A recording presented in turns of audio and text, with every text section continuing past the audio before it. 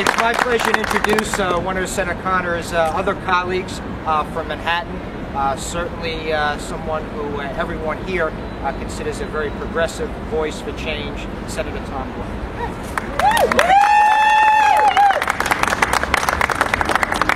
Thank you very much. It is without question or hesitation that I stand here to enthusiastically endorse Senator Marty Conner for re-election. And I do so for several different reasons. I'm going to start with something that happens when colleagues have worked together. Senator Conner has represented a large swath of Lower Manhattan for quite a while. When I came into office, I was fortunate enough to represent a part of Lower Manhattan as well. And together, during the terrible time of September 11th, Senator Conner and I worked together hand in hand on the tragedy that befell Lower Manhattan. I want to say that Senator Conner was incredibly engaged and brought not just resources, but comfort and solace to the residents of Lower Manhattan and to the people who own businesses, small especially, as well as large businesses in Lower Manhattan. And that kind of dedication and hard work and empathy, frankly, is incredibly difficult to replicate. Now, I was to lose Lower Manhattan, though of course I have a philosophy. I have it with Senator Krueger as well and Senator Schneiderman after redistricting, which frankly hasn't been under our control. We all get to share territory that we pick up from each other. And so it's been my great pleasure to continue to work with Senator Conner since I lost that part of Lower Manhattan, which he now represents. Now, some of you may have heard that I'm gay, and that is true. And even before I served with Senator Conner, he has been unwavering in his support for the LGBT community. And when I say unwavering, I mean a leader, and brought other people in our conference to the realization that civil rights for every community is civil and human rights for every community. And again, Senator Conner is someone who doesn't tell other Democrats, run away from these issues. Far from it. He has encouraged my colleagues to embrace the issues of fairness and equality for lesbian, gay, bisexual, and transgender civil rights. From when the Sexual Orientation Non-Discrimination Act or the Gay Rights Bill was on the agenda in the New York City Council, Senator Conner was there. Until today, when marriage is on the agenda, when rights for people of transgender experience are on the agenda, and frankly, also when the issue of dignity for all students and safe schools, including for gay, lesbian, bisexual, and transgender students is on the table, Senator Conner has been a leader in the conference, not just by talking the talk, but by getting other members of the conference to get on the team for full civil rights. I've worked with him on tenants issues. I've worked with him on issues having to do with small business. I've worked with him on waterfront issues. You name the issue, I have worked with Senator Conner on those issues. He's a strong and clear and unwavering progressive voice in the New York State Senate. That is exactly the kind of voice that we need to keep there.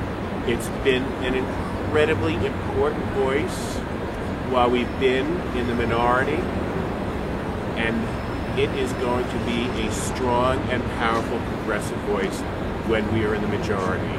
I urge everyone in this district to send Marty Conner back to the New York State Senate so that we can do all of the jobs, so that we can accomplish all of the policy goals that we need to accomplish, and we need him to be there.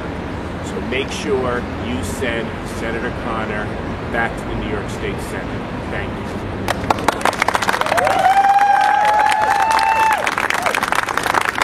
my pleasure to introduce another one of Marty's colleagues from Manhattan. He served the great borough of Manhattan right here in the City Council, and now he serves his community with distinction in the State Senate. Senator Bill Perkins. I'm the new kid on the block, they say, in the State Senate, though I've had an opportunity to serve for the last 8 years in the City Council. But one thing I do know, especially in state government, experience counts. And as we go in our state government, particularly in terms of our economy and our budget, to places that we've never been to before, some may remind them of the 70s, but actually I believe we are at a place that we've never been before that is worse than the 70s. We need someone that has been there and knows how to get out of there. We need someone who's not inexperienced, but someone who has been at the levers, who has been in the processes, who knows the answers, who knows the solutions, who can represent the interests of my community as well as those communities throughout the state. This is not the amateur hour. This is the hour when we need all hands on deck, especially those with the kind of experience that Marty Connor brings. And I'm looking forward to joining him in that very difficult, challenging moment when we will have to turn this state around. We will have to open it back up, make it more accessible to the people, make it more progressive and understanding of all the communities throughout the state. And so, for those of you who have the privilege of voting for Marty Connor, I encourage you to vote early and to bring as many people as often as you can. Thank you.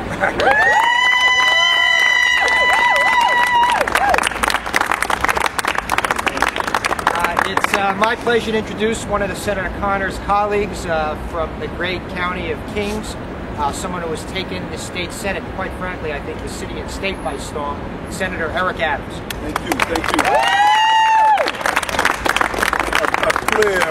I believe that Senator Perkins, not only is he a new kid on the block, I moved in with him on the block as a new senator. And one of the most important things was how Senator Connor embraced us and showed us how to navigate the turbulent waters of Albany. And I think now, when we look at the very challenging economic times that our state is going through, looking at the analogy of the team, Team New York, One New York, that's the concept of our conference and how imperative it is that our conference move as one team. Every team must have a balance. 7 new senators arrived in Albany last year. An additional new senator was arrived this year.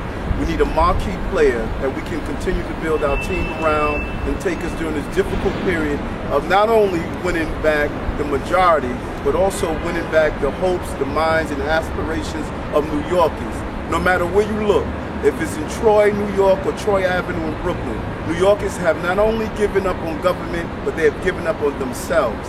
Now it's time, more than ever, to marry between the youthfulness of the new senators with the long, hard intelligence of a person like my senator and colleague, Marty Connor. This is not a question who should represent that district.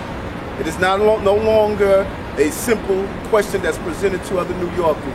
We must change that question into an exclamation point. Marty Connor is the senator we need in Albany. I thank you for being involved.